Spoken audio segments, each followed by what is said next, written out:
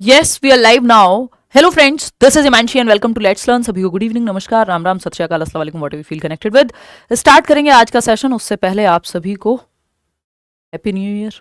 और ये पहली क्लास है इस साल की। थोड़े से जो है हम काफ़ी दिनों बाद मिल रहे हैं 24 तारीख को मिले थे लास्ट टाइम, 24 दिसंबर को। सीधा जो है आज हम 7 जनवरी को मिल रहे हैं। एक कंप्लीट सेट है। इसके बाद ये जो पूरी रणनीति है अगले एक महीने की, वो हम चेंज कर देंगे सीटेट के लिए। कल 8 जनवरी है और 8 फरवरी को आपका पेपर है। तो this last 1 month is crucial for everybody जो भी इस एग्ज़ाम के लिए तैयारी कर रहा है ना। और स्टार्ट कर रहे हैं, समझते हैं चीज़ें। ये 30 क्वेश्चन आप कर लीजिएगा। ऐसा कोई भी सेशन नहीं होगा जो आपके लिए हेल्पफुल ना रहे। उस सेशन का डिस्कशन, कुछ क्वेश्चन कई लोगों को, क्योंकि जो बहुत मेहनत से तैयारी कर रहे हैं, साल भर का टाइम सबको मिला था, इस बार पेपर हुआ नहीं ना जुलाई वाला, तो जिनकी तैयारी बहुत ज़्यादा, जिन्होंने ओवर डू कर दी है, उनको कुछ क्वेश्चन ईजी लग सकते हैं, बट वो सिलेबस के अकॉर्डिंग है, लेवल अप्रोप्रिएट है प्रीवियस ईयर को देखते हुए। ऐसा नहीं किया जाएगा कि आपको ज़बरदस्ती परेशान करने के लिए मुश्किल या अटपटे क्वेश्चन, जो स्टैंडर्ड क्वेश्चंस भी नहीं है, वो डाल दिए जाएं। बात सही है। चलिए, कोशिश ये रहेगी कि कल से हम 9:15 के करीब मिल जाएं, है ना। आज की तरह सेशन लेट ना हो। थोड़ा वापस आकर के इतने एकदम अच्छे AQI से ख़राब AQI में आने के बाद तबीयत मेरी थोड़ी सी गड़बड़ हुई है और काफ़ी अच्छा जो है ट्रिप रहा। होपफुली आपने भी जो है अच्छे से मेहनत की होगी। अब एक महीना हम लोग बहुत अच्छे से पढ़ने वाले हैं। चलिए शुरू करें। 30 क्वेश्चंस, ये लास्ट सेशन है, फिर हम मॉक टेस्ट शुरू कर देंगे कल परसों से। और ये फुल मार्क्स वाली जो सीरीज़ है उसका 5th सेशन है और आखिरी सेशन है। इसके बाद हम मॉक टेस्ट पे जाएंगे, ठीक है। अब अगले एक महीने तक आप रात और दिन और समय और घंटों का हिसाब लगाना छोड़ दीजिए। चाहे आप बैच में हो, चाहे आप ऑफलाइन क्लास में हो, ऑनलाइन क्लास में हो, यूट्यूब पर हो, पढ़िए। जो नोट्स रहते हैं आपके, वो भी मैं जल्दी ही अपलोड करा दूंगी, ठीक है। चलिए, आज से फिर से एक नए ढंग से तैयारी शुरू करते हैं। आप सभी को शुभकामनाएं। ये साल आपके लिए नौकरी आप लेकर के आएँ, मेहनत करके किसी भी एक राज्य में एक नौकरी कम से कम ले लें, फिर आप अपने मनपसंद की भी नौकरी आपको मिल जाए। हो सकता है पहली बार में मिल जाए, DPSP का एग्जाम हो, तो जो आपको सबसे ज़्यादा पसंद हो वही नौकरी मिल जाए। यू नेवर नो, अलग अलग जगह पे वैकेंसी निकलेंगी।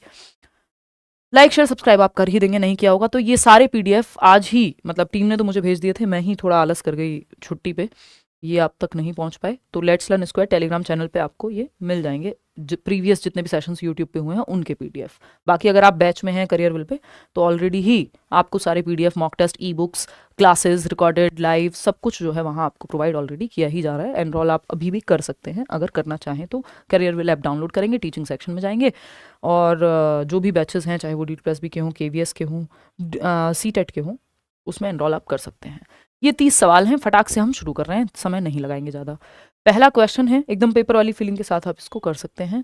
पहला क्वेश्चन है, विच ऑफ दीज चिल्ड्रन, कोशिश कीजिएगा कि 25+ नंबर आप ले आएँ इसमें, क्योंकि सिलेबस अप्रोप्रिएट सही क्वेश्चंस हैं। ऐसा नहीं है कि बहुत डिफिकल्ट सेट है, बैलेंस्ड सेट है, लेकिन 25 नंबर अगर आप लेकर के आ पा रहे हैं, 30 तो बहुत सब नहीं लेकर के आ पाएंगे, तो आप गुड इनफ सिचुएशन में हैं। फिर which of these children would be in the middle childhood stage, यानी कि कौन से बच्चे हैं जो मिडिल चाइल्डहुड स्टेज में होंगे। इन 4 ऑप्शंस में से आपको पहचानना है कि ये एक बच्चा होगा जो मिडिल चाइल्डहुड स्टेज में पाया जाएगा। ए ऑप्शन कह रहे हैं 40% लोग। चलिए चेक कर लेते हैं। A child who is beginning to imitate social roles while engaging in make believe play. तो ये जवाब आपका गलत हो गया है। बहुत ही खुशी के साथ पहले ही क्वेश्चन को 45%, 52% लोगों ने गलत कर दिया है। 54%। Wow, nice, great. मतलब इतने आसान से सवाल का जवाब हम 56% लोग गलत दे रहे हैं।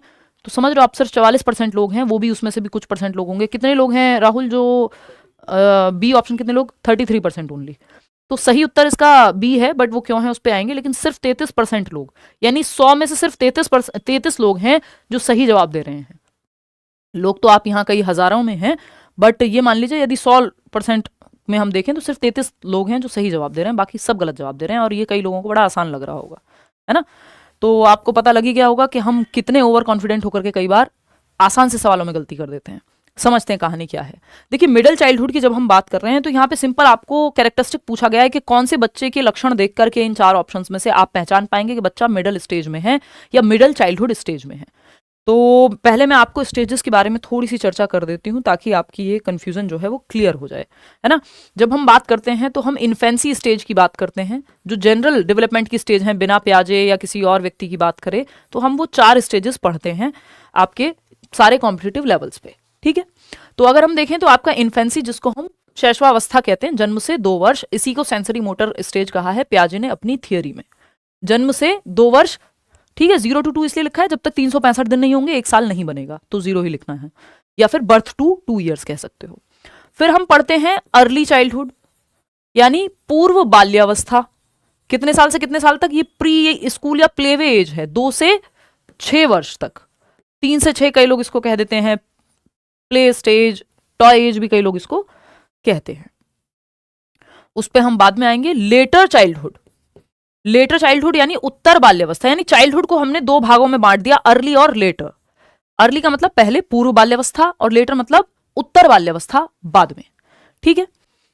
इसको हम 6 से 12 वर्ष में बांट देंगे, मतलब ऐसे ही होता है। इसको स्कूल एज भी कहते हैं क्योंकि 6 साल का बच्चा पहली क्लास में एडमिशन लेता है, इससे पहले वो प्ले वे में है, आंगनबाड़ी में है, वॉटएवर, ठीक। जिसको आपकी जो वो वाली स्टेज है जिसको बाल वाटिका और वो सब कह दे रहे हैं, तो वो अर्ली चाइल्डहुड है। यहां फिर आती है लास्ट स्टेज जो आप पढ़ते हैं अपने सिलेबस में, क्योंकि इसके बाद बच्चा स्कूल से निकल जाता है। 12 से 18 के बाद, एडोलेसेंस के बाद आपको कोई अडल्टहुड नहीं पढ़ना होता, ओल्ड एज नहीं पढ़नी होती, आपके सिलेबस में काम का ही नहीं है, ठीक है। तो ये 4 स्टेजेस आपके काम की होती हैं। अब कई बार क्या होता है, जब एग्जामिनर को शौक का मन करता है आपके साथ थोड़ा सा गेम खेलने का, तो वो इन दोनों के बीच की एक स्टेज है जिसको मिडल चाइल्डहुड कह देते हैं, जो जनरली हम नहीं पढ़ते, लेकिन क्योंकि इसमें कुछ अलग से नहीं है। ये क्या करेंगे, 1 साल यहां से उठाया, यानी 5 वर्ष से शुरू कर दिया या 6 वर्ष से शुरू कर दिया कई बार, और 1 साल यहां से कम किया, और 5 से 10 या 5 से 11 को ही मिडल चाइल्डहुड कह दिया, यानी इन दोनों के बीच की अवस्था है। तो आप ये मान के चलिए जब भी मिडिल चाइल्डहुड लिखा हो कि बात लेटर चाइल्डहुड की हो रही है, लगभग वही सारे कैरेक्टरिस्टिक्स, वही विशेषताएं जो लेटर चाइल्डहुड उत्तर बाल्यावस्था में होती हैं, वही मिडिल चाइल्डहुड में भी काम कर जाती हैं, है ना। ये कॉन्सेप्ट क्लियर रहेगा अब आगे तक। एडोलेसेंस 12 से 18 है ही, तो इन दोनों के बीच की स्टेज है ये जिसकी बात हो रही है। लगभग वही सारी चीजें कारगर होती हैं जो लेटर चाइल्डहुड में एप्लीकेबल हैं, वही मिडिल चाइल्डहुड के लिए भी लागू हो जाती हैं, क्योंकि 1-2 साल अर्ली चाइल्डहुड से उठाए, यानी 5 साल से जो है 8 साल के बीच में भी कई बार हम लिख देते हैं कि मिडिल चाइल्डहुड है। कई लोग हैं जो 5 से 11 तक मान लेंगे, तो लगभग सेम चीजें अप्लाई हो जाती हैं मिडिल चाइल्डहुड में भी जो लेटर और जो लेटर में अप्लाई होती हैं। बात सही है, कोई दिक्कत नहीं है, कोई परेशानी। तो अब यहां हमें एक चीज देखने की जरूरत है, ABCD में से आपको चूज करना है कि हम ये कह रहे हैं मिडिल चाइल्डहुड की कैरेक्टरिस्टिक। मिडिल चाइल्डहुड मतलब अर्ली और लेटर के बीच में, है ना, 5 से 8 वर्ष, जरूरत पड़े तो 5 से 11 वर्ष, ज्यादातर कैरेक्टरिस्टिक्स लेटर चाइल्डहुड वाले एप्लीकेबल होंगे। तो पहला ऑप्शन क्या कहता है, a child who is beginning to imitate social roles while engaging in make believe play. देखिए यहां पे सोशल रोल्स की नकल करना शुरू कर रहा है बच्चा। ये कोई बहुत इससे अप्रोप्रिएट जवाब हमें नहीं मिलेगा। सोशल रोल्स की नकल जो है बच्चा मिडिल चाइल्डहुड में भी कर सकता है, बट ये जो लिखा हुआ है इन्होंने while engaging in make believe play, भाई वो नकल इसलिए कर रहा है क्योंकि वो मेक बिलीव प्ले में जो है रोल प्ले कर रहा है। एक हो सकता है वो डॉक्टर खेल रहा हो सकता है वो कोई और बड़ों के जैसे नकल करके दिखा रहा हो, तो मेक बिलीव प्ले या प्रिटेंड प्ले कह देते हैं। ये 2 से 6 वर्ष के बीच में आता है ना। पियाजे भी इसकी बात करते हैं और इसके कई नाम हैं। तो प्रिटेंड प्ले या मेक बिलीव प्ले मतलब वो एक बनाना को, एक केले को फोन के जैसे यूज कर सकता है ना, अपने आप में वो इमिटेट कर रहा है। या हो सकता है वो मम्मी जैसे कपड़े पहन के और वो वैसा बिहेव करे, किचन में जो है रसोई घर वाला कोई गेम खेले, डॉक्टर खेले, ठीक है। तो मेक बिलीव प्ले जो है 2 से 6 में आता है, ना कि मिडिल चाइल्डहुड यानी आपके 5 से 8 में या 5 से 12 या 11 का ये टाइम नहीं है। तो ये भी हो गया यहाँ पे खत्म कि जो काल्पनिक खेल है इसकी अवस्था अर्ली चाइल्डहुड है, ना कि मिडिल चाइल्डहुड। और मिडिल चाइल्डहुड में ज्यादातर लक्षण लेटर यानी उत्तर बाल्यावस्था के काउंट होते हैं, या कॉन्क्रीट ऑपरेशनल 7 से 11 के काउंट होते हैं, ठीक है। A child who has developed an understanding of the meaning of rules and can reason, ये बात हमें सही लग रही है। जब हम मिडिल चाइल्डहुड की बात कर रहे हैं या लेटर चाइल्डहुड के लक्षणों की बात कर रहे हैं तो बच्चा रीजन करना शुरू कर देता है, यानी तर्क का इस्तेमाल करना शुरू कर देता है।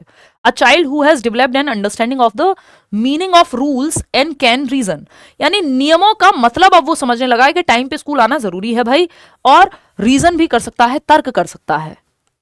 रीजन आना शुरू हो जाता है ना, आप जानते हैं कॉन्क्रीट ऑपरेशनल में, तो वही उम्र है ये 5 से 11, 5 से 8 के बीच में, तो तर्क आना शुरू हो गया, लॉजिक, ठीक है। हालांकि बाकी 2 ऑप्शन भी पढ़ेंगे। सी ऑप्शन कहता है a child who can hypothesised possible causes and accordingly design complex experiments, ये 11+ ईयर्स की बात है। क्या वो कॉम्प्लेक्स चीजें, परिकल्पना, हाइपोथेसिस की जब बात आएगी, कॉम्प्लेक्स लॉजिकल चीजों की बात आएगी, तो ये एब्स्ट्रैक्ट थिंकिंग की तरफ चला जाएगा, तो सी ऑप्शन तो यहां होगा नहीं।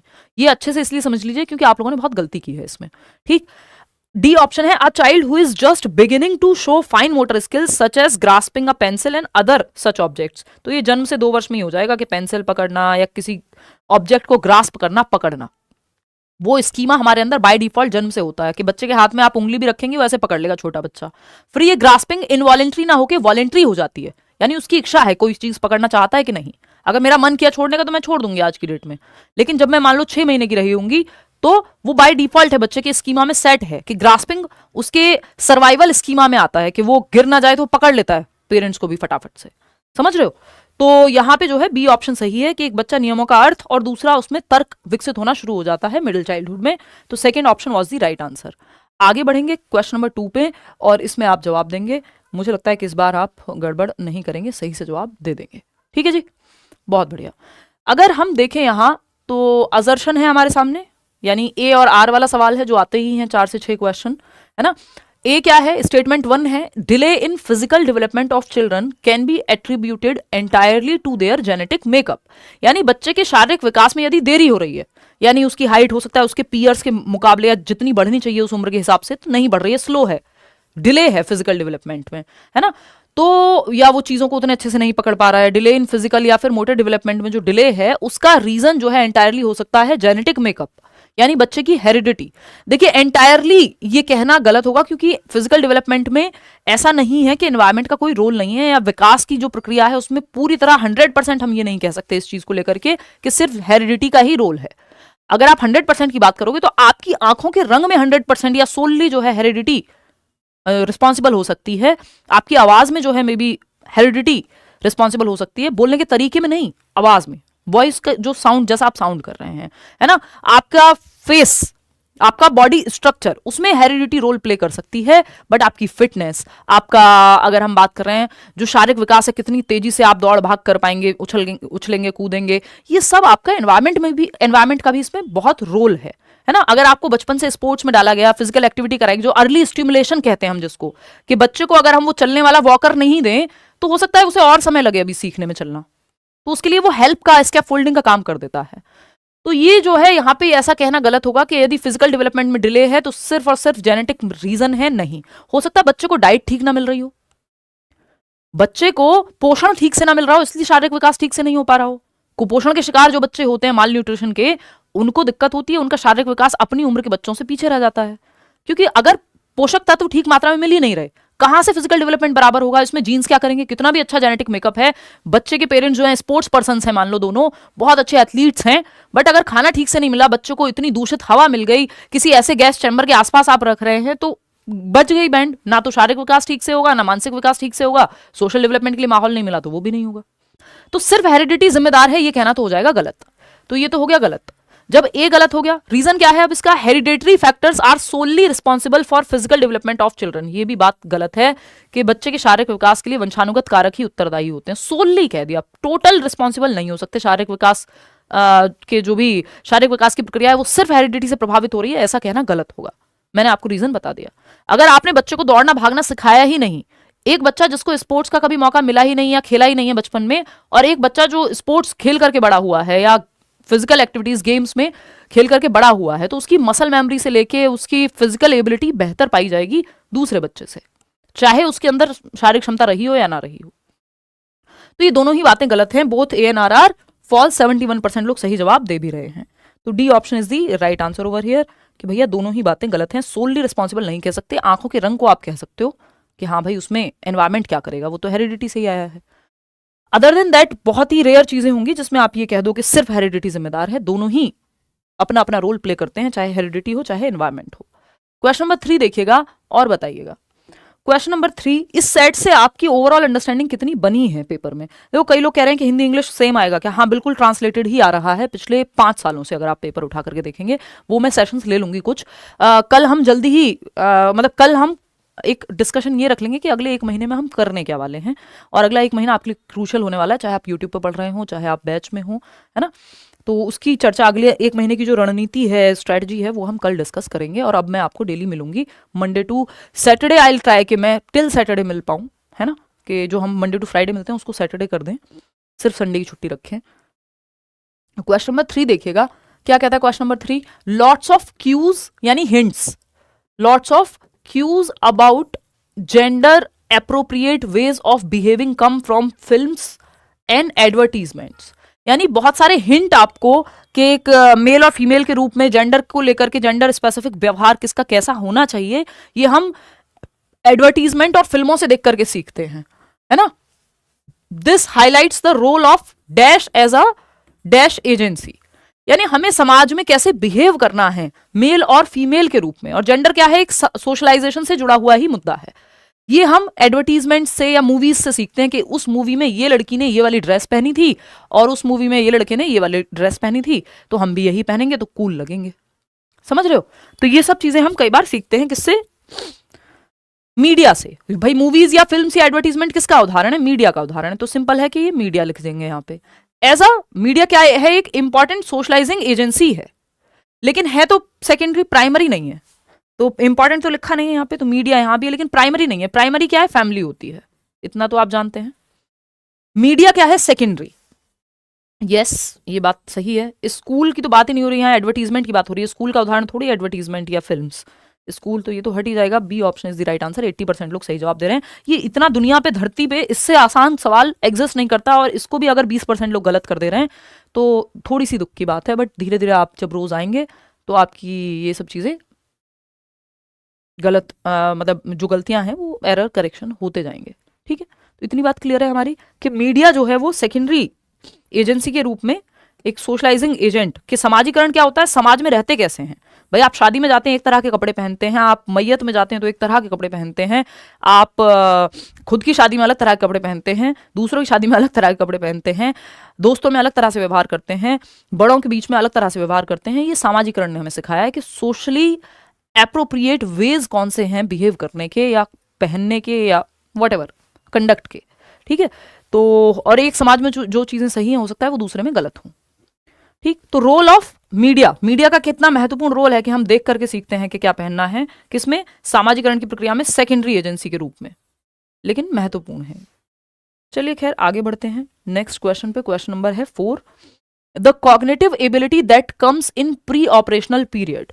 यानी पूर्व संक्रियात्मक अवस्था में कौन सी संज्ञानात्मक क्षमता है जो बच्चों में आ जाती है। पियाजे की स्टेज है सेकंड, 2 से 7 वर्ष का टाइम पीरियड है। ठीक है ना, प्री ऑपरेशनल पूर्व संक्रियात्मक पियाजे की ये 4 स्टेजेस हैं, SPCF, है ना। पियाजे कौन है, पियाजे जो हैं जीन पियाजे एक स्विस साइकोलॉजिस्ट हैं, स्विट्जरलैंड के एक मनोवैज्ञानिक रहे हैं। बहुत महत्वपूर्ण काम बच्चों के दिमाग के विकास पे इन्होंने किया है। इंटेलेक्चुअल डेवलपमेंट की स्टेजेस या कॉग्निटिव डेवलपमेंट, कॉग्निटिव मतलब जो भी काम दिमाग से होते हैं, बच्चे का दिमाग कैसे विकसित होता है, इस पे थियोरी दी है।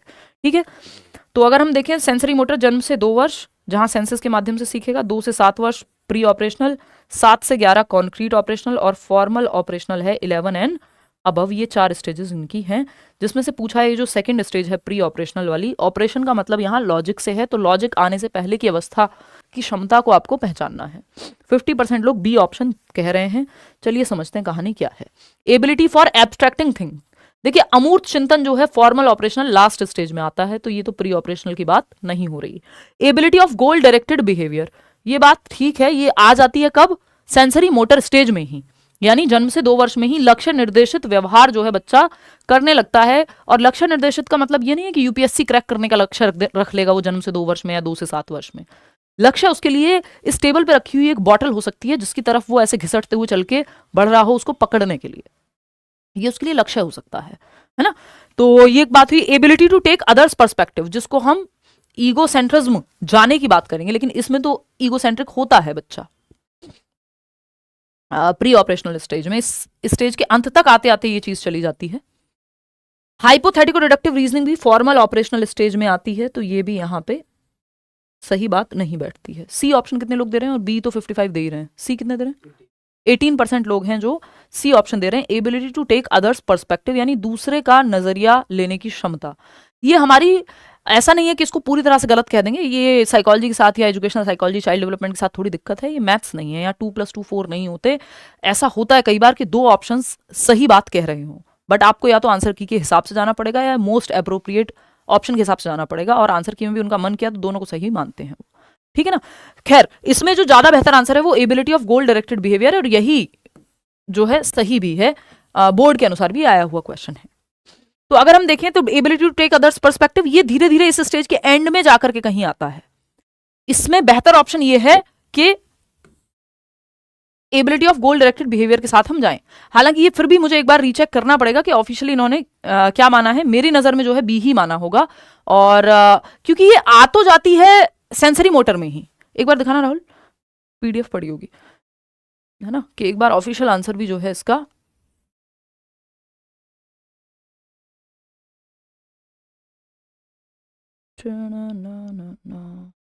बाद में भी एक बार चेक कर लेंगे, but as far as I remember तो इसी के साथ ये लोग गए होंगे। क्योंकि ऐसा नहीं है कि हम इसको ये कह दें कि थर्ड ऑप्शन बिल्कुल तैयार बैठी है, ये एंड तक जाके कहीं जो है उसमें आ पाती है।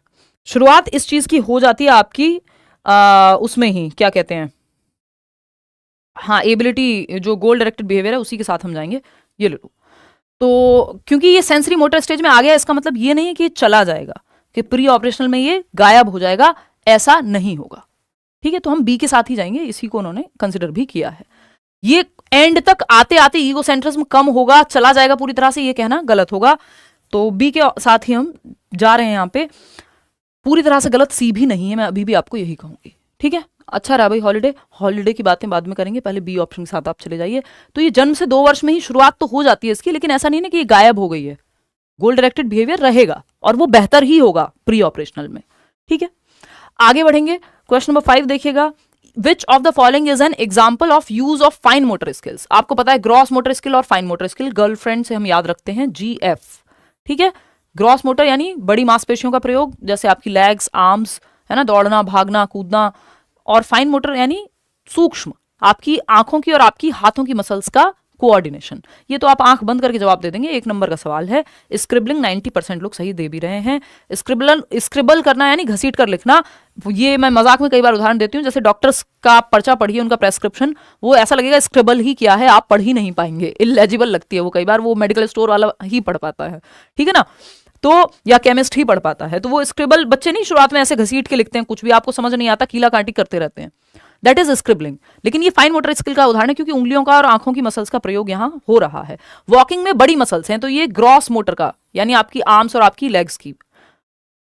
अगेन वॉकिंग, रनिंग, इनमें ग्रॉस मोटर, जंपिंग में ग्रॉस मोटर, स्किपिंग में यानी रस्सी कूदने में ग्रॉस मोटर। लेकिन लिखने में writing, painting, drawing, scribbling, eyeliner लगाना, सुई में धागा डालना, माला में मोती पिरोना, ये सब फाइन मोटर स्किल्स का उदाहरण है। तो C option is the right answer over here. आगे बढ़ेंगे, क्वेश्चन नंबर 6 देखिएगा, ये क्या कहता है, अकॉर्डिंग टू पियाजे it is very important for a teacher to be dash and dash. Jean पियाजे के अकॉर्डिंग टीचर को कैसा होना चाहिए। अब आपको पता है पियाजे क्या है, रचनावादी हैं, कंस्ट्रक्टिविस्ट हैं और रेडिकल कंस्ट्रक्टिविस्ट हैं। कहते हैं बच्चा ज्ञान की रचना स्वयं कर सकता है, बस टीचर को क्या है, फैसिलिटेटर होने की जरूरत है, बच्चे को एक्सप्लोर करने का मौका देने की जरूरत है, सुविधा दाता के रूप में टीचर काम करेगा। बच्चा एक्टिव बिल्डर ऑफ नॉलेज है, नन्हा वैज्ञानिक है यानी लिटिल साइंटिस्ट है, एक्टिविटी करके सीखेगा। हैप्पी न्यू ईयर कह रहे हैं शैलेश राहुल भैया को, हैप्पी न्यू ईयर कह रहे हैं राहुल बहुत ही दबी हुई आवाज में।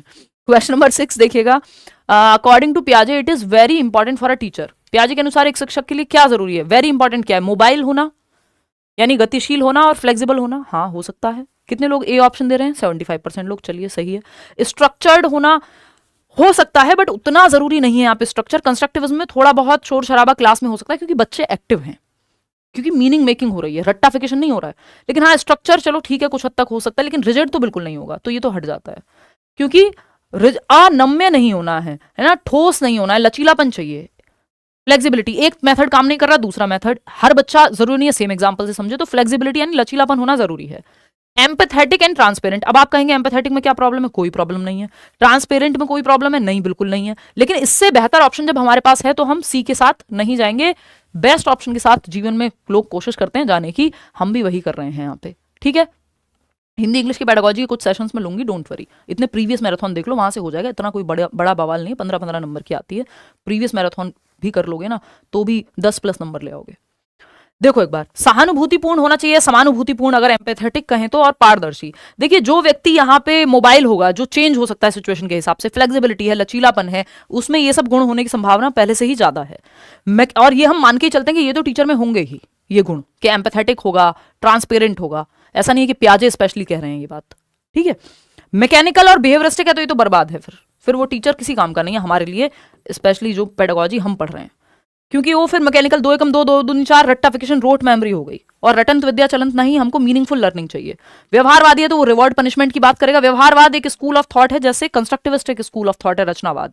व्यवहारवाद रिवॉर्ड पनिशमेंट की बात करता है, जो कि बहुत अच्छी बात हम नहीं मानते। बच्चे को रिवॉर्ड पनिशमेंट से दूर रखना है, ये बात पियाजे साफ साफ कह रहे हैं। और ज्यादातर क्वेश्चंस ये अपने आप में नेगेटिव टर्म्स ही हैं, ये हमने पॉजिटिव नेगेटिव टैग वर्ड्स में कीवर्ड्स में भी डिस्कस किया हुआ है। तो एक ही ऑप्शन बचता है, पियाजे के अकॉर्डिंग टीचर को मोबाइल होना चाहिए, यानी डायनेमिक हो टीचर, बदल पाए समय के अनुसार, और फ्लेक्सिबिलिटी हो, यानी एक तरीका काम नहीं कर रहा तो एक ही रिजिड नहीं है वो कि एक ही मेथड पे बस अटक गए हैं कि नहीं नहीं हम तो व्हाइट बोर्ड पे लिख के पढ़ाते आए वही पढ़ाते रहेंगे। जबकि अगर व्हाइट बोर्ड पे मैं सेम चीज ये सोचो, ये क्वेश्चन आऊं पहले लिखूं फिर आपसे कहूं जवाब दो, कितना समय नष्ट होगा आपका। जब जमाना बदल गया, दुनिया बदल गई, पिक्चर लगा करके हम पढ़ा सकते हैं, समय बच सकता है, नए तरीके से पढ़ा सकते हैं, तो क्यों नहीं। तो टीचर का मोबाइल होना यानी डायनेमिक होना और फ्लेक्सिबल लचीलापन होना, एक मेथड काम नहीं कर रहा दूसरा मेथड, ठीक है, वो जरूरी है। तो A option is the right answer. Question number 7 पे चलेंगे। According to Lev Vygotsky which of the following factors facilitate cognitive development of children. फटाफट से आपको बता देना है वाइगोत्स्की के अनुसार कौन से तत्व हैं जो बच्चे की लर्निंग की प्रक्रिया को सपोर्ट करेंगे। फटाफट से जवाब देंगे आप बहुत तेजी से। हाँ लाइव क्लास है बिल्कुल जी। ये एसएसटी की पीडीएफ यार बैच में मिलती है, वो बिल्कुल एनसीईआरटी की नोट्स से लेकर के सारा कुछ, ई बुक से लेकर के। फटाफट से जवाब दीजिए। सी ऑप्शन 76% लोग कह रहे हैं। देखिए आपको सिंपल बताया हुआ है, जब वाइगोत्स्की की बात आए तो 3 फैक्टर्स बहुत जरूरी हैं, society culture language, SCL। Cultural tools yes match हो गया, सोशल इंटरेक्शन मैच हो गया, लैंग्वेज यहां दी ही नहीं हुई। इक्विलिब्रेशन की बात पियाजे करते हैं ना कि वाइगोत्स्की, ठीक है ना। रिवॉर्ड की बात कोई भी नहीं करेगा दोनों में से, ये व्यवहारवादी लोग करेंगे। रिवॉर्ड को हम बहुत अच्छा नहीं मानते, क्योंकि 2 दिन तो बच्चा रिवॉर्ड के लालच में काम कर लेगा, फिर बाद में दिक्कत होगी, सस्टेन नहीं कर पाओगे। फर्स्ट और सेकंड की जब हम बात कर रहे हैं यानी सी ऑप्शन, कितने लोग दे रहे हैं 81% लोग, बात ही खत्म हो गई। सोसाइटी कल्चर लैंग्वेज, ये 3 महत्वपूर्ण चीजें हैं जो वाइगोत्स्की अपनी थियोरी में बात करते हैं। इनकी थियोरी का नाम ही है socio cultural perspective of Vygotsky या सोशियो कल्चरल अप्रोच, सामाजिक सांस्कृतिक परिप्रेक्ष्य या उपागम, ठीक है। आगे बढ़ेंगे क्वेश्चन नंबर 8 पर। क्वेश्चन नंबर 8 क्या कहता है, in the views of Vygotsky. Again एक और क्वेश्चन है वाइगोत्स्की का। वाइगोत्स्की पियाजे के मल्टीपल क्वेश्चंस पेपर में आते हैं, बिल्कुल सही रेशो में आपको एक एक क्वेश्चन मिलेगा, जिस रेशो में क्वेश्चन जिस टॉपिक से जितने पूछे जाते हैं, ये 30 क्वेश्चन उसी के वही सेट है, मतलब उसी तरह का। नोट्स अपडेटेड कब मिलेंगे यार, मैं पूरी कोशिश करती हूँ 2-4 दिन में ही आपको नोट्स अपडेटेड मिल जाए। मैं आज रात को बैठ करके मैं कर नहीं पाई हूँ प्रूफ रीडिंग, जितनी हवाबाजी में मैं गई थी कि मैं ट्रिप पे पढ़ लूंगी, बट हो नहीं पाया वो। देखिएगा question number 8, in the views of लेव वाइगोत्स्की, यानी वाइगोत्स्की के विचार में cognition is independent of language, यानी संज्ञान का भाषा से। ये आज का सेशन बहुत इंपॉर्टेंट है आपके कॉन्सेप्ट्स बिल्ड होने के लिए, क्योंकि कई चीजें ऐसी हैं जो हमें गलत पता है, उनको करेक्ट करना यहाँ जरूरी है, ठीक है ना। संज्ञान भाषा से स्वतंत्र है, कि कॉग्निशन इंडिपेंडेंट है, कोई लेना देना नहीं है लैंग्वेज का, यानी आपके दिमाग के विकास का आपकी लैंग्वेज के विकास से कोई लेना देना नहीं है। यानी अगर आपकी भाषा ठीक नहीं है, या भाषा पे आपकी पकड़ नहीं है, या लैंग्वेज को आप नहीं अच्छे से समझते हैं या जानते हैं, इस्तेमाल जानते हैं, तो उसका कोई लेना देना नहीं है संज्ञान से। ये वाइगोत्स्की ने बिल्कुल भी नहीं कहा है। आपको बताइए उनकी थियोरी में 3 चीजें महत्वपूर्ण है, सोसाइटी कल्चर यानी बच्चे का समाज के साथ इंटरेक्शन, कल्चर के साथ इंटरेक्शन, और लैंग्वेज। ये 3 चीजें बहुत महत्वपूर्ण है दिमाग के विकास के लिए एज पर Vygotsky. Cognitive development guides language development, यानी जो संज्ञान का विकास है, जैसे जैसे दिमाग का विकास होगा आपकी भाषा का विकास भी होगा। ये बात जो है आपके कहीं ना कहीं पियाजे कहते हुए नजर आएंगे, वाइगोत्स्की नहीं कहते। वाइगोत्स्की तो कह रहे हैं लैंग्वेज फैसिलिटेट कर रही है दिमाग के विकास को। जैसे जैसे आप भाषा सीख रहे हैं, आप 4 किताबें पढ़ रहे हैं, 4 चीजें देख पा रहे हैं, जिससे आपकी समझ विकसित हो रही है ना। तो आप ये देखेंगे जनरली जिसका लैंग्वेज डेवलपमेंट बेहतर है, संज्ञानात्मक क्षमता भी अच्छी पाई जाएगी, पॉजिटिव कोरिलेशन है। लैंग्वेज फैसिलिटेट्स कॉग्निटिव डेवलपमेंट, यानी भाषा जो है वो आपके संज्ञानात्मक विकास को फैसिलिटेट करती है, विच इज ट्रू। भाषा संज्ञानात्मक विकास को सुगम बनाती है। भाई आप भाषा सीख रहे हैं, आप बहुत सारी चीजें समझ सकते हैं, मैं और आप कैसे संज्ञान को या अपनी समझ को बेहतर कर रहे हैं, भाषा के इस्तेमाल से, भाषा के माध्यम से, लैंग्वेज के सपोर्ट से। अगर मान लो हमें लैंग्वेज ही नहीं आती, तो ये जो दुनिया भर का इतिहास लिखा गया है, इतने सारे ग्रंथ आप पढ़ते हैं, मूवीज देखते हैं, अपनी समझ जो आप विकसित कर रहे हैं मेजरली तो लैंग्वेज से ही कर रहे हैं। आप मैथ्स भी पढ़ रहे हैं तो उसमें भी तो लैंग्वेज का ही प्रयोग है ना, ठीक। डी ऑप्शन है कॉग्निटिव डेवलपमेंट, आपने हटा दिया इतनी जल्दी, मैंने देखा ही नहीं, पसंद नहीं आपको ये क्वेश्चन। सी 76, चलो बहुत बढ़िया। Cognitive development is not related to language development, ये तो कहेंगे नहीं वाइगोत्स्की बिल्कुल भी, है ना।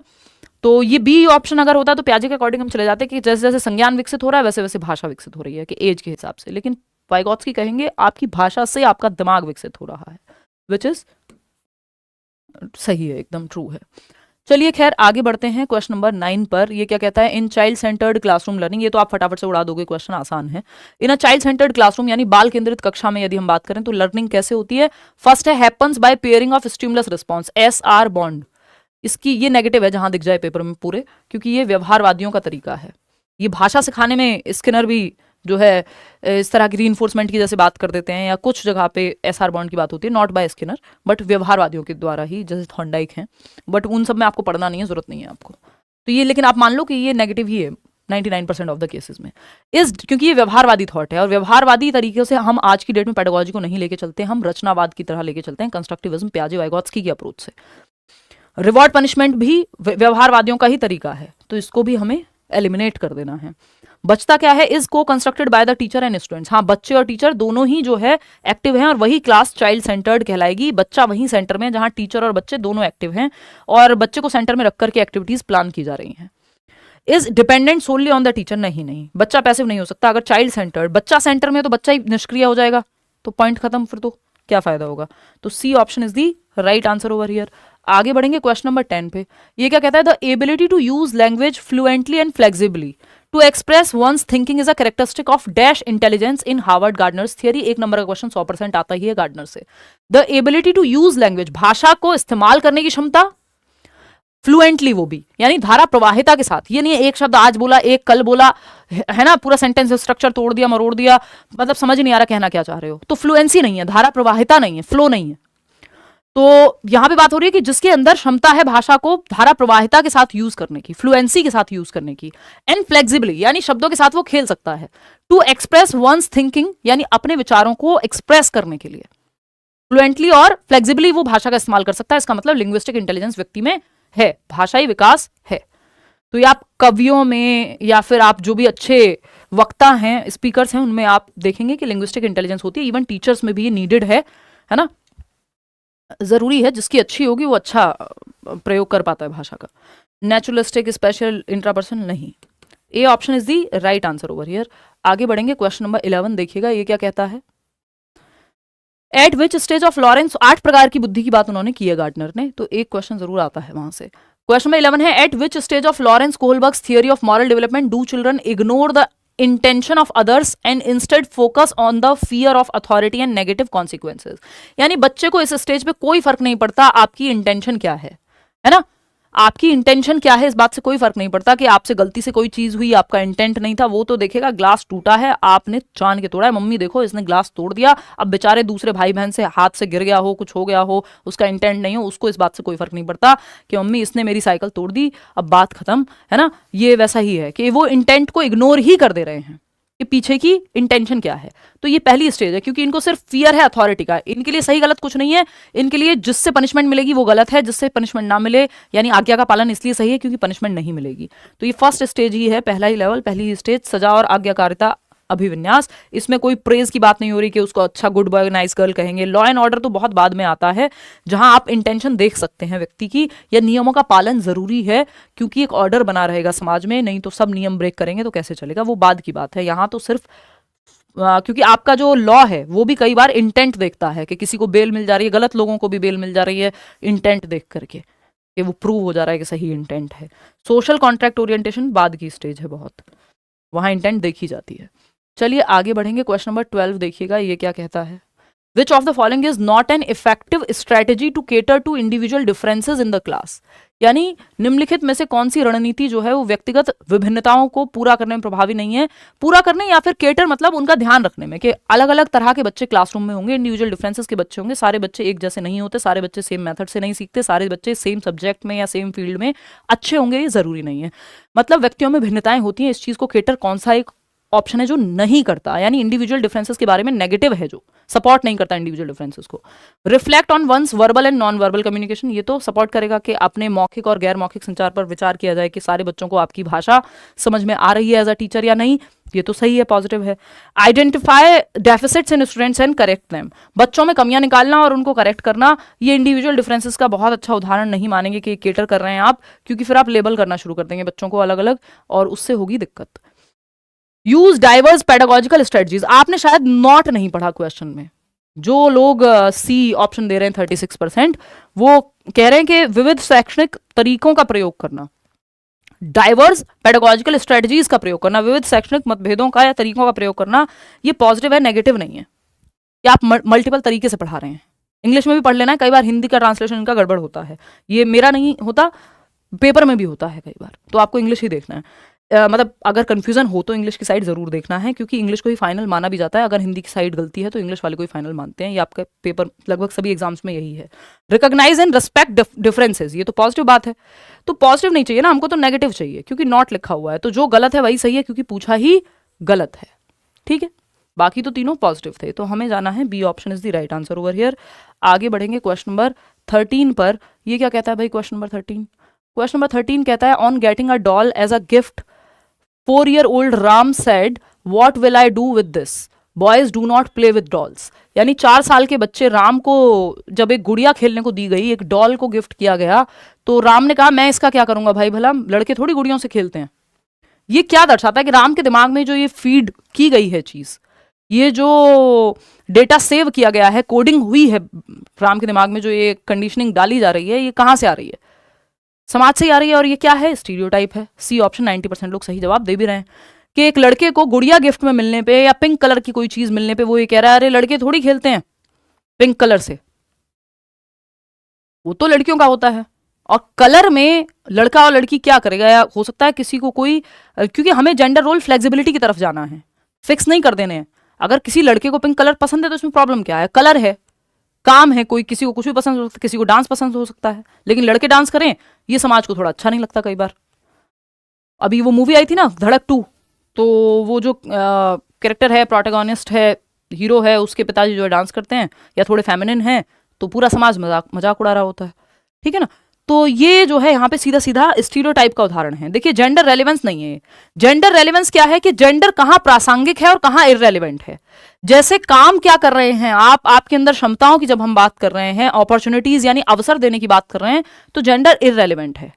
यानी चाहे लड़का हो या लड़की हो, मैथ्स कोई भी सॉल्व कर सकता है ना, स्पोर्ट्स में कोई भी अच्छा हो सकता है, म्यूजिक किसी को भी पसंद हो सकता है, डांस किसी को भी पसंद हो सकता है, दोनों को बराबर अवसर मिलने चाहिए। यहाँ पे जेंडर का कॉन्सेप्ट इररेलेवेंट हो जाता है, तो जेंडर यहाँ पे रेलिवेंट नहीं है। लेकिन कुछ क्षेत्र हैं जहां जेंडर रेलिवेंट हो जाता है कि फीमेल्स के केस में उनको जो है हम इक्विटी की बात कर रहे हैं, यानी हो सकता है कि हो क्या सकता होता ही है कि बिहार में हम रिजर्वेशन देने की बात कर रहे हैं नौकरियों में, क्यों? क्योंकि उनको ऑलरेडी नहीं पढ़ाया जा रहा लड़कियों को, या दिल्ली मेट्रो में फीमेल्स के लिए फ्री कर दिया गया, तो उनको बहुत सारे अवसर ऑलरेडी नहीं मिल रहे हैं फीमेल जेंडर को। या मैटरनिटी लीव की जब हम बात करते हैं कि अगर आप सरकारी नौकरी लगेगी आपकी, ईश्वर चाहे, बिल्कुल मतलब आप मेहनत करें और अच्छा सब कुछ हो, तो आप दिल्ली गवर्नमेंट में आएंगे मान लीजिए, या केंद्रीय विद्यालय में आएंगे, तो या ज़्यादातर जगहों पे जो भी अच्छी नौकरियां हैं मैटरनिटी लीव की सुविधा है, इवन प्राइवेट में भी, कि आप अगर क्योंकि महिलाएं बच्चा पैदा कर रही हैं, पुरुष नहीं कर रहे हैं ना, तो वहां पर वो जेंडर रेलिवेंट हो गया। अब पुरुष आके कहें नहीं नहीं हमें भी मैटरनिटी लीव मिलनी तो चाहिए, हालांकि जो कि मिलनी चाहिए अब बहुत जगहों पे वो भी होता जा रहा है धीरे धीरे, क्योंकि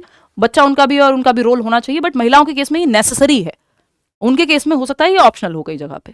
ठीक है, तो एक तो ये चीज हो गई। तो मैटरनिटी लीव कोई कहेगी नहीं महिलाओं को तो मैटरनिटी लीव मिल जाती है, या जो मेंस्ट्रुअल साइकिल की लीव है, यानी पीरियड्स को लेकर के भी लीव की चर्चा, हम अभी बहुत पीछे हैं एज अ कंट्री इन सब चीजों में, धीरे धीरे बढ़ रहे हैं आगे, तो वो आपको मिल जाए। या चाइल्ड केयर लीव मिलती है महिलाओं को, जो अच्छी गवर्नमेंट जॉब्स हैं वहां पर, तो वो किस लिए है? वो पापा को नहीं मिल रही, मम्मी को मिल रही है, क्योंकि वो बायोलॉजिकली उस तरह का सिस्टम है, तो वहां पे जेंडर रेलिवेंट हो जाता है। या सेफ्टी का इशू है अगर महिलाओं के लिए रात को, तो वो जेंडर रेलिवेंट है वहां।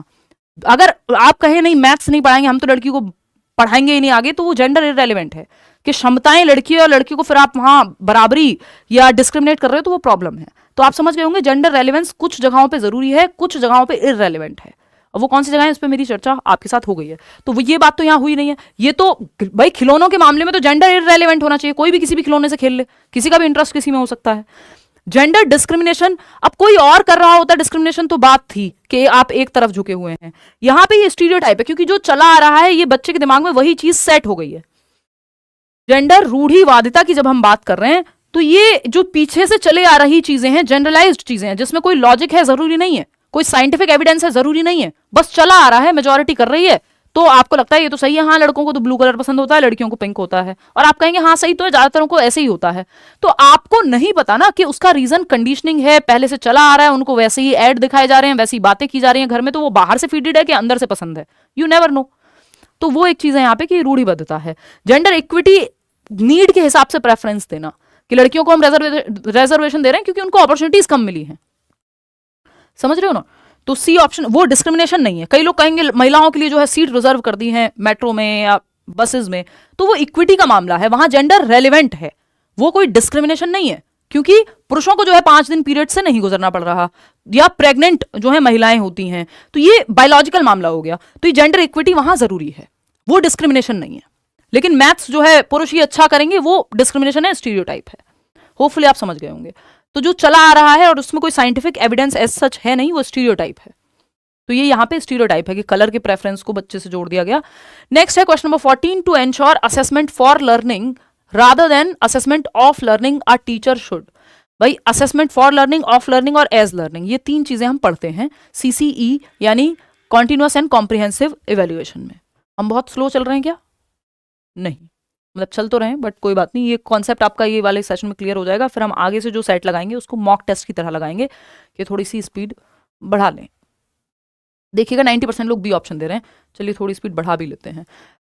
Assessment for learning rather than assessment of learning a teacher should, यानी आपको असेसमेंट फॉर लर्निंग की तरफ जाना है।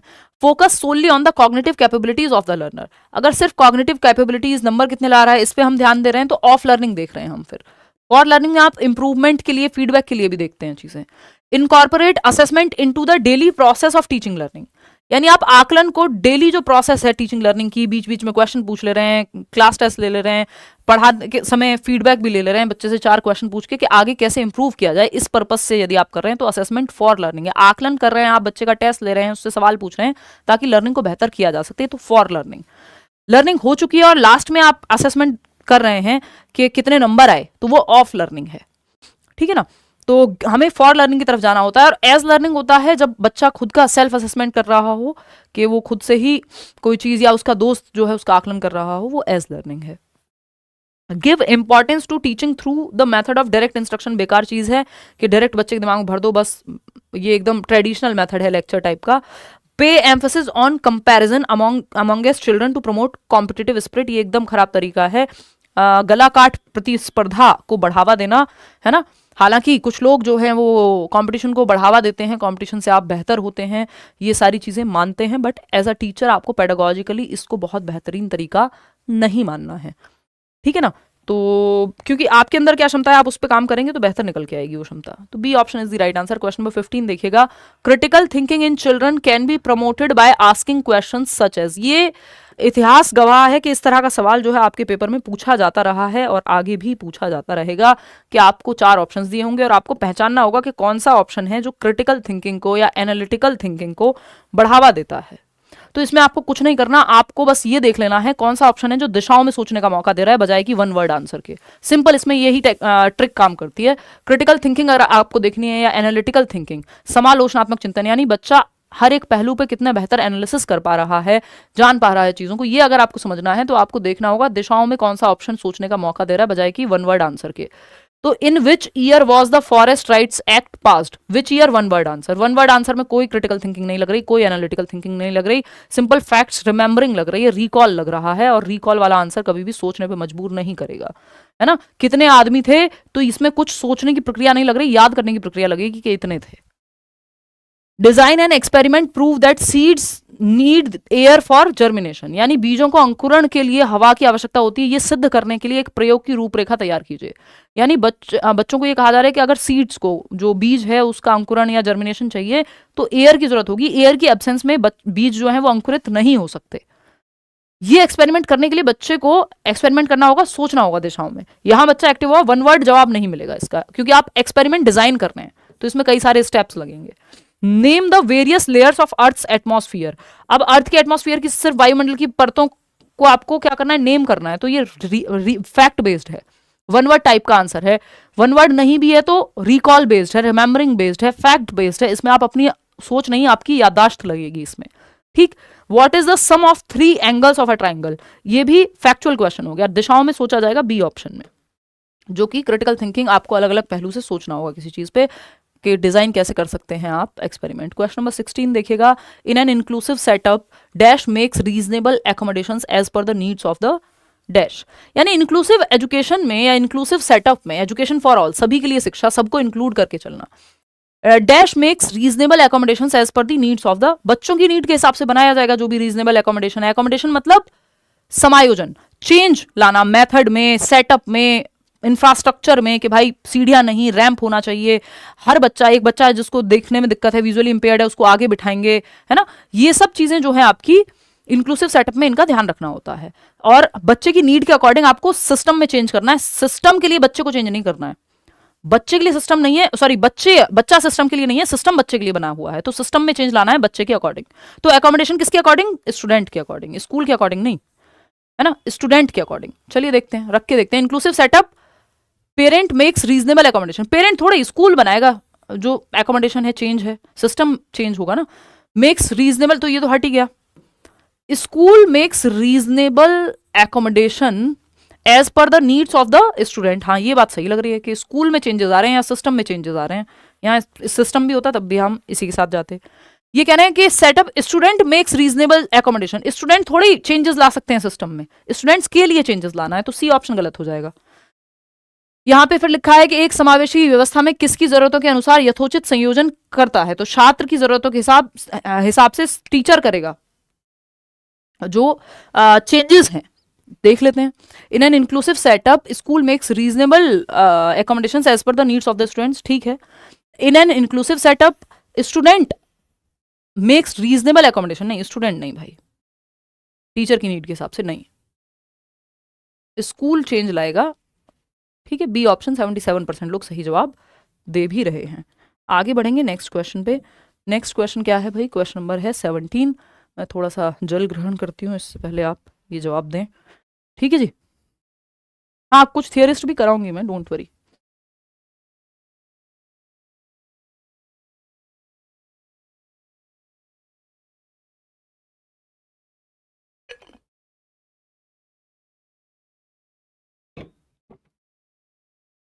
%84 लोग सी ऑप्शन दे रहे हैं।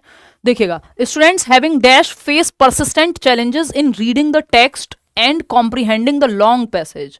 यानी पढ़ने में भी दिक्कत है और पढ़ के समझने में भी दिक्कत है। अब जिसको पढ़ने में दिक्कत है उसको समझने में दिक्कत नहीं होगी, ये तो लाजमी है कि जब पढ़ने में दिक्कत है तो कॉम्प्रीहेंशन में भी दिक्कत होगी। और हो सकता है ये रिवर्स में लेटर्स उसको दिखते हों, है ना। न्यूरो डेवलपमेंटल डिसऑर्डर बोलते हैं उसको। ये क्या है? डिसलेक्सिया है। कितने लोग सही जवाब दे रहे हैं? सी ऑप्शन 90% लोग सही जवाब दे रहे हैं।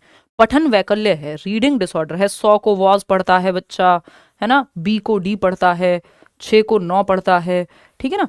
तो ये डिसलेक्सिया है बच्चे को, ठीक। तो ये एक बात है। सेरेब्रल पाल्सी, ये ऑक्सीजन कमी से, जन्म के समय अगर ऑक्सीजन कमी हो जाए तो उसकी वजह से होता है। और इसमें सिर्फ रीडिंग नहीं, बहुत सारी दिक्कतें होती हैं, इवन मूवमेंट में भी दिक्कत होती है। लोकोमोटर जो हड्डियों से रिलेटेड प्रॉब्लम है, एक बच्चा जो व्हील चेयर पे आता है, बैसाखी पे आता है। डिसकैलकुलिया, कैलकुलेशन, गणित से संबंधित होता है। तो यहाँ पढ़ने से संबंधित जो है एक ही है, सी ऑप्शन, ठीक है। रीडिंग डिसऑर्डर है। और रीडिंग की वजह से लिखने में भी कई बार दिक्कत होती है, क्योंकि जो पढ़ता गलत है वो लिखेगा सही, ये थोड़ी होगा। तो रीडिंग राइटिंग दोनों कई बार इसमें शामिल हो जाते हैं, यदि ऑप्शन में कोई और ऑप्शन ना हो, डिस्ग्राफिया का ऑप्शन ना हो तो। डिस्ग्राफिया राइटिंग डिसऑर्डर होता है, डिसकैलकुलिया कैलकुलेशन, डिस्फेजिया भाषा को कॉम्प्रीहेंड करने से संबंधित, और डिसलेक्सिया पढ़ के समझने से संबंधित। जैसे जो ईशान अवस्थी है तारे जमीन पर मूवी में, उसको डिसलेक्सिया था। क्वेश्चन नंबर 18 देखिएगा, to address the learners from disadvantaged and deprived groups. यानी वो बच्चे जो अलाभान्वित और वंचित समूह वर्ग से आ रहे हैं, यानी ऐसे जाति, संप्रदाय, समूह, आर्थिक स्थिति से आ रहे हैं जिनको समाज ने अलग थलग कर दिया है, या उतना महत्व, उतनी इज्जत नहीं मिली है ना। तो ये जो है, इन बच्चों के लिए आप कैसे, या इकोनॉमिकली वीकर सेक्शन से आते हैं तो इनके लिए क्या एकोमोडेशन आप करेंगे, या टीचर को क्या करना चाहिए। Foster a sense of belonging among all students, यानी सभी छात्रों में अपनेपन की भावना को बढ़ावा देना चाहिए कि ये आपका भी स्कूल है, आपका भी क्लासरूम है, आप भी क्वेश्चंस पूछ सकते हो, आप भी यहाँ से बिलोंग करते हो, है ना। This is your school and your classroom and your teacher. मतलब अपनेपन का जो भाव है वो विकसित आप डेप्राइव्ड या वंचित समूह से आने वाले वर्ग के बच्चे को करेंगे, क्योंकि वो पहले ही बिलोंग्ड महसूस नहीं कर रहा। वहां उसको लग रहा है कि शायद ये बाकी बच्चे ज्यादा एडवांस हैं, ज्यादा वो है, मुझे उतना भाव नहीं मिल रहा है, तो वो आपको भावना अपनेपन की वहां विकसित करनी है as a teacher. B option है highlight the weakness of students in front of all, बच्चे की कमी को उजागर करना है सबके सामने, तो ये उल्टा पड़ जाएगा, ये बच्चे की सेल्फ एस्टीम के लिए नेगेटिव हो जाएगा। टीच दीज स्टूडेंट्स इन, देखिए आपको ना ऑप्शन वही पकड़ना है जो बच्चे के पक्ष में हो, सिंपल है पूरी पेडागोजी में, जहां बच्चा एक्टिव है और बच्चे के भले के लिए जो ऑप्शन है वो बेस्ट है। अब भला ये नहीं है पेरेंट्स को बुला के डांट लगा दी तो वो भला है, वो पुराने जमाने वाला भला मत चूज कीजिएगा। Teach these students in a separate class, separate नहीं करना आपको, इंक्लूसिव एजुकेशन कहती है कि आपको इंक्लूसिवली पढ़ाना है, अलग थलग नहीं करना, segregation is against the law of nature, अलगाव प्रकृति के नियमों के खिलाफ है। तो ये भी गया और ये भी गया। Use standardized curriculum for all, ये ध्यान रखिएगा, हमने पॉजिटिव नेगेटिव कीवर्ड्स में डिस्कस किया है। स्टैंडर्डाइज्ड करिकुलम कोई बहुत अच्छी चीज नहीं है, फ्लेक्सिबल की तरफ जाना है। स्टैंडर्डाइज में फिक्स्ड मेथड होते हैं, वही तरीके हैं सबके लिए, जबकि आपको मल्टीपल तरीकों से फ्लेक्सिबिलिटी लानी है अपने मेथड्स में भी, अपने पढ़ाने के तरीके में भी और एक्टिविटीज में भी। तो ये गलत हो जाएगा, एक ही बच्चे के पक्ष में है पूरी तरह से, वो है ए ऑप्शन, जो कि 81% लोग सही जवाब दे भी रहे हैं। आगे बढ़ेंगे क्वेश्चन नंबर 19 पर। क्वेश्चन नंबर 19 क्या कहता है? In a class having learners with diverse needs a teacher should not provide options for, यानी एक ऐसी क्लास जहां अलग अलग आवश्यकताओं वाले बच्चे हैं, जो कि होंगे ही, विविधता वाले बच्चे होंगे, सारे बच्चे सेम तरीके से तो नहीं सीखेंगे, तो टीचर को क्या नहीं करना चाहिए, यानी क्या नेगेटिव है वो पूछा है। तो अब यहाँ पे जो नेगेटिव कीवर्ड्स है ना वो सही हो जाते हैं, क्योंकि नॉट लगा दिया है क्वेश्चन में, एक्सेप्ट लगा दिया है क्वेश्चन में, लीस्ट लगा दिया है क्वेश्चन में, तो जवाब बदल जाएगा। वो जवाब जिसको हमने रट्टे लगा रखे हैं, हालांकि मैं तो ये आपको नहीं कहती हूँ कभी भी कि आप कीवर्ड्स को या टैग वर्ड्स को आंख बंद करके रट लो, आपको ये भी देखना है कि वो अगर नॉट के साथ यूज हो रहे हैं तो वही नेगेटिव कीवर्ड पॉजिटिव बन जाएगा। क्यों? क्योंकि आपसे नॉट पूछा है, तो क्या सही नहीं है वही सही होगा यहाँ पे। Presentation of content diverse need वाले बच्चों के लिए, क्यों भाई होना चाहिए। तो कम्युनिकेशन एंड एक्सप्रेशन, ये भी पॉजिटिव है। पर्सपेक्टिव्स ऑन इन्फॉर्मेशन, ये भी पॉजिटिव है। लेकिन नेगेटिव क्या है? Not provide options for stereotyping the learners, शिक्षार्थियों के बारे में रूढ़िबद्धता, विविध आवश्यकताओं वाले शिक्षार्थियों वाली कक्षा में शिक्षक को निम्नलिखित के लिए विकल्प उपलब्ध नहीं करने चाहिए, कि शिक्षार्थियों के बारे में रूढ़िबद्धता बनाने के लिए विकल्प उपलब्ध नहीं करने चाहिए। अलग अलग इन्फॉर्मेशन पे वो ऑप्शन हो, कंटेंट को लेके ऑप्शन हो, एक्सप्रेशन के मौके हो, वो सब सही है। तो 94% लोग जो है आप सही जवाब दे रहे हैं, है ना। हार्ड मॉक टेस्ट का भी मौका आपको मिलेगा, कल से हम मॉक टेस्ट की तरफ ही जा रहे हैं। ये इतने क्वेश्चंस आपका करना बहुत ज़रूरी था, मुझे पता है कि मैं क्या करा रही हूँ, टेंशन ना लो उस चीज़ की, आप करते जाओ, आप पेपर में सॉल्व ना हो तब बताना, ठीक है ना। Which of the following has not been promoted by National Education Policy 2020 in context of education of students with disabilities? NEP 2020 जो है दिव्यांग बच्चों के संदर्भ में कौन सी बात नहीं करती है? नॉट। देखिए नेशनल एजुकेशन पॉलिसी पे 2021 और 22, मतलब 21-22 वाले पेपर में, ऑनलाइन जब पेपर हुआ था उसके बाद से क्वेश्चन नहीं आया है, तो आप ये मान के चलिए कि किसी भी पेपर में आगे आने वाले सीटेट में नेशनल एजुकेशन पॉलिसी से क्वेश्चन पूछा जा सकता है, बेशक पिछले कई बार से नहीं आ रहा है। तो एक दो क्वेश्चन हमें इसके भी करके चलने हैं। एप्रोप्रिएट इंफ्रास्ट्रक्चर की बात नहीं करेगी नेशनल एजुकेशन पॉलिसी, भाई क्यों नहीं करेगी, ये तो गलत हो जाएगा। किस चीज को प्रमोट नहीं किया गया नेशनल एजुकेशन पॉलिसी में, ये पूछा है। तो ये एप्रोप्रिएट इंफ्रास्ट्रक्चर होना चाहिए। डिसेबल्ड बच्चे के लिए, एक बच्चा है जो चल नहीं सकता, बैसाखी से आता है, तो स्कूल में रैंप होना चाहिए बजाय की सीढ़ियों के। 1-on-1 टीचर्स एंड ट्यूटर्स, ये भी जरूरी है जरूरत पड़ने पे। कंपलसरी स्पेशल एजुकेशन, देखिए स्पेशल एजुकेशन ना अलग थलग कर देती है कि जो ब्लाइंड बच्चा है उसको अलग स्कूल में पढ़ाओ, जबकि हम सेग्रीगेशन की बात नहीं कर रहे, हम इंक्लूजन की बात कर रहे हैं। Segregation is against the law of nature, आपको एक छत के नीचे एक रेगुलर स्कूल में सारे बच्चों को आप सिखा पाएं, वो जरूरी है ना। और अगर हम बात करते हैं यहाँ पे डी ऑप्शन की, सूटेबल टेक्नोलॉजिकल इंटरवेंशंस, यस बिल्कुल चलेगा। इसमें आप लोग जो है जवाब दे रहे हैं बी ऑप्शन। इसको एक बार पढ़ते हैं फिर से क्वेश्चन को। Which of the following has not been promoted by National Education Policy 2020 in context of education of students with disabilities? तो एप्रोप्रिएट इंफ्रास्ट्रक्चर होना चाहिए। 1-on-1 teachers and tutors, need हो यदि तो ये भी आप कर सकते हो, इफ नीडेड तो आप ये कर सकते हो। कंपलसरी स्पेशल एजुकेशन की बात नहीं की गई है, सी के साथ हम जाएंगे, ठीक है ना। नीड होने पे ये आप कर सकते हो अगर डिसेबल्ड बच्चा है तो। चलिए आगे बढ़ते हैं, क्वेश्चन नंबर 21 ये क्या कहता है? चलिए आप फटाफट से, 4 ऑप्शंस हैं। चिल्ड्रन लर्न बाय, बच्चे सीखते हैं बाय रीडिंग, लिसनिंग यानी पढ़ करके, सुन करके, देख करके, और करके यानी जिसको हम कह देते हैं कोनेटिव डोमेन ब्लूम्स टैक्सोनॉमी में, या फिर psycho motor domain, physical activity करके। तो रीड करके, लिसन करके, सीइंग, ये जो है आपके ये रीडिंग और सीइंग तो आ जाएगा विजुअल लर्नर में, 3 प्रकार की स्टाइल होती है ना, तो 60-65% लोग विजुअली ही सीखते हैं, देख करके बेसिकली।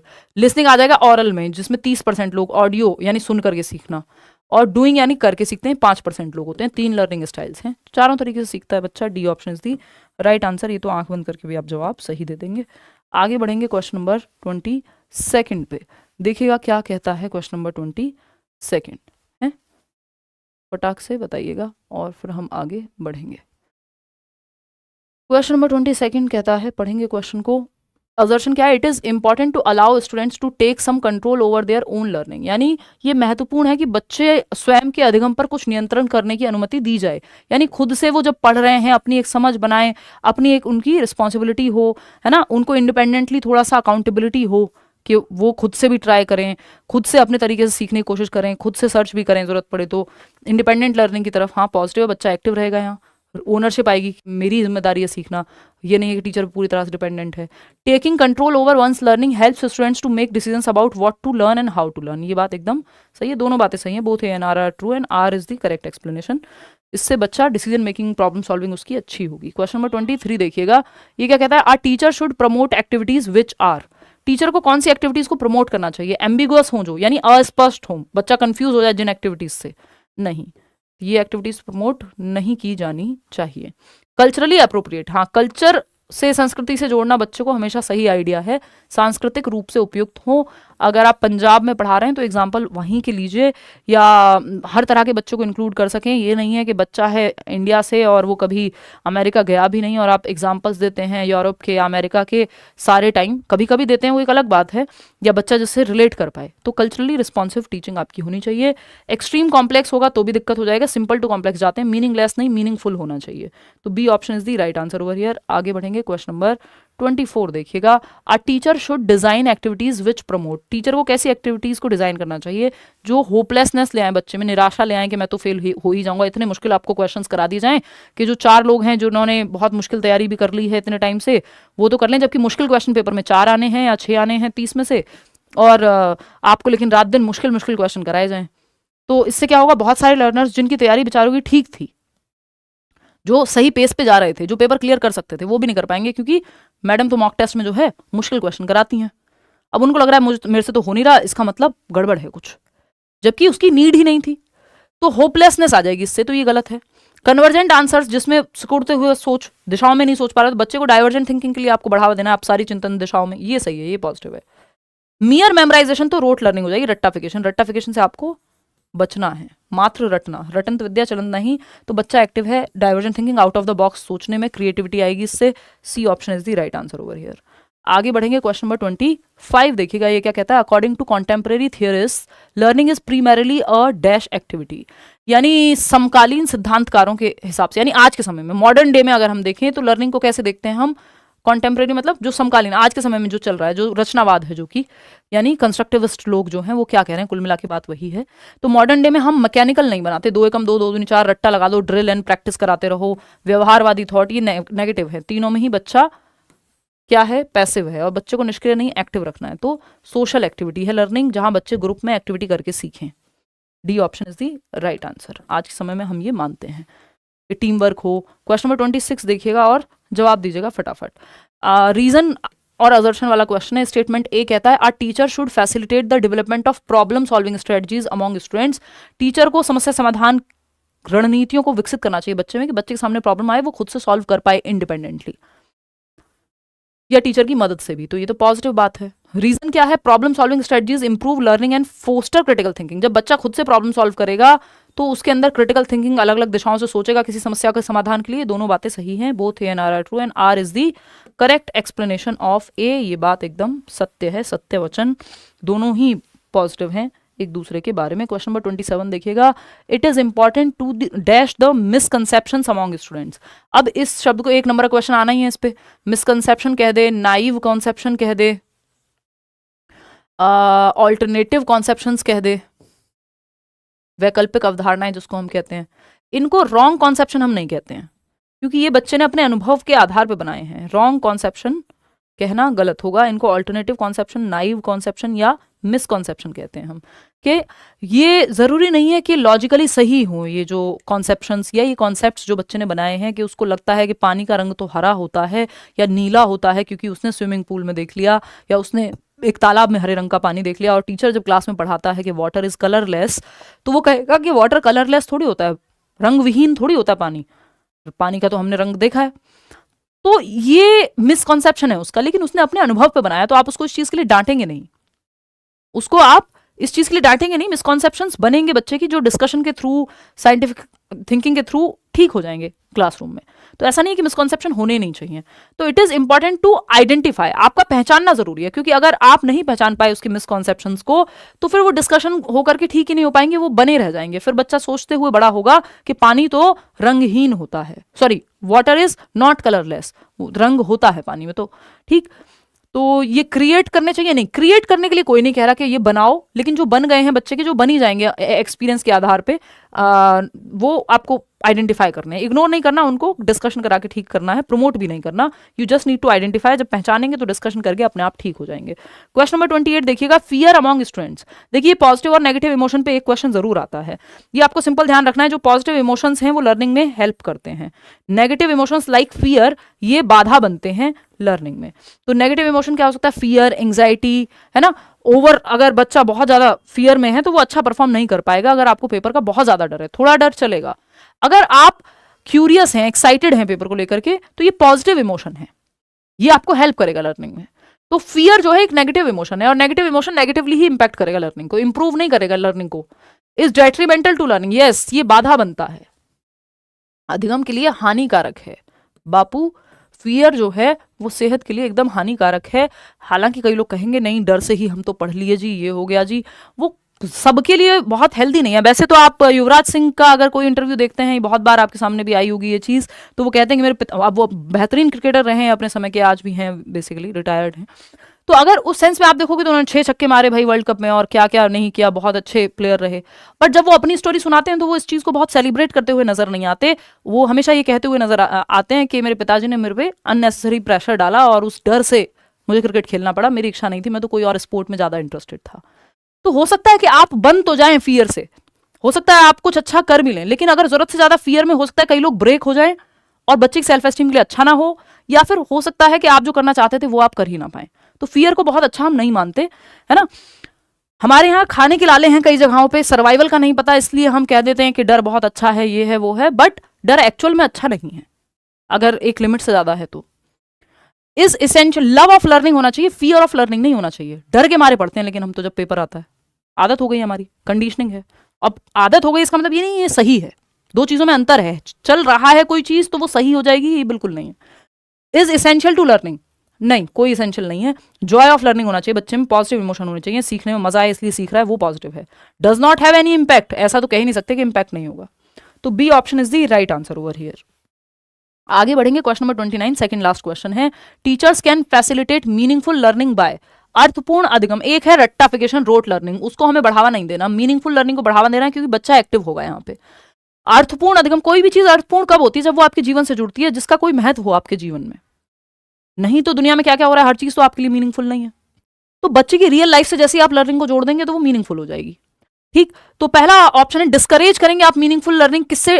Cooperation among students. अगर आप बच्चों के बीच में सहयोग को हतोत्साहित कर रहे हैं कि एक दूसरे को सहयोग नहीं करना, हेल्प नहीं करनी, तो इससे कोई मीनिंगफुल लर्निंग नहीं होती। आप देखते हैं एक टीम, अगर क्रिकेट की भी आप बात करेंगे तो टीम कोऑपरेट करके खेलती है, ऐसा नहीं है कि आपस में लड़ते रहेंगे तो फिर तो हारना ही है। एनकरेजिंग कोऑपरेशन अमॉन्ग स्टूडेंट्स, अभी हम कह रहे थे कि मॉडर्न डे में हम लर्निंग को कैसे देखते हैं, एक सोशल एक्टिविटी के रूप में देखते हैं कि कोऑपरेट करके एक दूसरे को आगे बढ़ाएंगे, हम एक दूसरे से बेहतर सीखेंगे, प्रतिस्पर्धा को प्रोत्साहित करके नहीं। ये एनकरेजिंग कोऑपरेशन, ये कंपटीशन लिख दिया है यहाँ पे, हिंदी में जो है इस पे, इसमें गड़बड़ है, छात्रों के बीच प्रतिस्पर्धा को प्रोत्साहित करके नहीं, सहयोग को हतोत्साहित करे, डिस्करेज कोऑपरेशन, हाँ, सहयोग को प्रोत्साहित करके, सहयोग को प्रोत्साहित करके, हिंदी में ठीक कर लीजिएगा इसको। तो B option is the right answer, ना कि डी। बात सही है नहीं है? अभी देख लेते हैं, बाकी के ऑप्शन भी पढ़ लेते हैं, डोंट वरी। देखिएगा, प्रमोटिंग या promotion of memorization of content, रट्टाफिकेशन, रटंत विद्या, मेमोराइजेशन, ड्रिल एंड प्रैक्टिस, ये सब नेगेटिव हैं। वैल्यूइंग अंडरस्टैंडिंग ऑफ कॉन्सेप्ट्स, ये बात तो सही है। एनकरेजिंग कोऑपरेशन अमॉन्ग स्टूडेंट्स, ये भी सही था, teachers can facilitate meaningful learning, ठीक है। वैल्यूइंग अंडरस्टैंडिंग ऑफ कॉन्सेप्ट्स, संप्रत्तियों की समझ को महत्व देकर के जो है अधिगम को बेहतर किया जा सकता है। देखिए मुझे लगता है कि इसमें ना टाइपो है, ये यानी टाइपिंग मिस्टेक है, ये कोऑपरेशन नहीं होगा, क्योंकि हिंदी में अगर प्रतिस्पर्धा लिखा हुआ है तो पॉसिबिलिटी है कि ये हमारी टीम से या फिर पेपर में होगा, तो फिर तो यही मानना पड़ेगा फिर तो, लेकिन नंबर एक इसी से मिलेगा, या दोनों को भी वो सही मान सकते हैं। मेरे ख्याल में या मेरी अंडरस्टैंडिंग क्या कहती है कि ये कॉम्पिटिशन होगा यहाँ पे, एनकरेजिंग कॉम्पिटिशन या डिस्करेजिंग कोऑपरेशन, दोनों में से एक शब्द जरूर होगा यहाँ पे। छात्रों के बीच प्रतिस्पर्धा को प्रोत्साहित करना चाहिए, तो ये नेगेटिव हो जाएगा, फिर डी के साथ ही जाएंगे भाई, क्योंकि इससे बेहतर ऑप्शन यहाँ पे अवेलेबल है और उसमें हिंदी में मिस्टेक है, तो डी के साथ जाएंगे। अगर ये यहाँ कोऑपरेशन सच में लिखा होता तो वो भी सही होता और दोनों भी सही हो जाते हैं, कई बार वो दोनों को सही भी मान लेते हैं, ठीक है। तो D option is the right answer. आगे बढ़ेंगे, क्वेश्चन नंबर 30 देखिएगा, which of the following is likely to motivate students towards mastery learning. Mastery learning क्या है? एक है आपकी learning performance learning, performance oriented के फर्स्ट आना है, चाहे रट्टाफिकेशन करना हो, जैसे वो चतुर रामलिंगम था 3 इडियट में, ठीक है। दूसरा क्या होता है, मतलब वो चमत्कार को बलात्कार बोल रहा था, मतलब रट्टाफिकेशन, टोटल रट्टा कि फर्स्ट आना है, कुछ भी करके रट्टा लगाऊं चाहे। दूसरा होता है फेलियर अवॉइडेंस, किसी तरह से, जैसे राजू रस्तोगी था 3 इडियट में 33% या जो भी परसेंटेज है जिससे बस पास हो जाऊं, फेल ना हो जाऊं, सीटेट में 90 नंबर आ जाए किसी तरह से।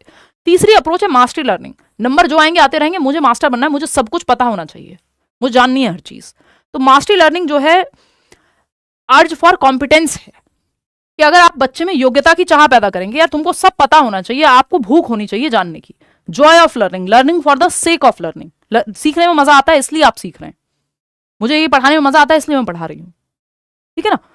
तो अगर हम देखें यहाँ पे, तो ये अर्ज फॉर फेम, ये परफॉर्मेंस ओरिएंटेड हो जाएगा कि फर्स्ट आना है, या पैसे के लिए भी है, पावर के लिए भी है, तो ये वो परफॉर्मेंस है, कोई एक रीजन बाहर है, तो ये मीनिंगफुल नहीं होगी। मास्टरी लर्निंग में आपको मजा उस चीज का मास्टर बनने में आ रहा है, जैसे वो रेंचो का एग्जांपल था कि उसको डिग्री भी नहीं मिली, बट वो जो है सीखने में इंटरेस्टेड था, उसको पढ़ाई में इंटरेस्ट था।